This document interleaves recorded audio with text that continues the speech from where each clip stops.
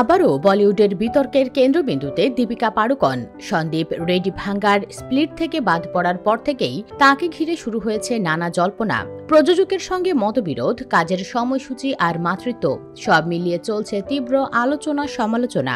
চলতি বছরের মাঝামাঝি স্প্লিট থেকে বাদ পড়েছেন বলিউডের এই লেডি সুপারস্টার।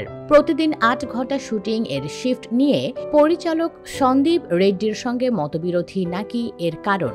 একই কারণে কিছুদিন আগে কল্কি এডিট সিকুয়েল থেকেও বাদ পড়েন এই তারকা।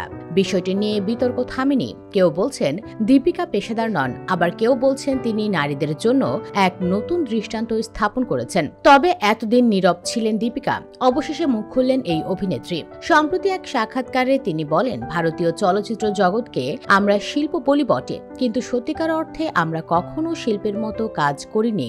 দীপিকা আরো বলেন, আমি নারী বলে যদি এই দাবিকে জেদ মনে হয় তাহলে তাই হোক, কিন্তু এখানে অনেক পুরুষ সহকর্মী আছেন যারা বছরের পর বছর ৮ ঘন্টা দিনে কাজ করেন, সাপ্তাহিক ছুটিও নিয়ে থাকেন তারা। গত বছর প্রথম সন্তানের মা হন দীপিকা পাড়ুকোন। কন্যা দোয়াই এখন তার জীবনের কেন্দ্রবিন্দু। জানা গেছে, কন্যাকে সময় দেবার জন্যই প্রতিদিন ৮ ঘন্টার বেশির কাজ না করার শর্ত দিয়েছিলেন দীপিকা পাড়ুকোন, কিন্তু প্রযোজনা সংস্থা সেই শর্ত মানেননি বলেই নিজেই সেই প্রকল্প থেকে সরে দাঁড়ান দীপিকা।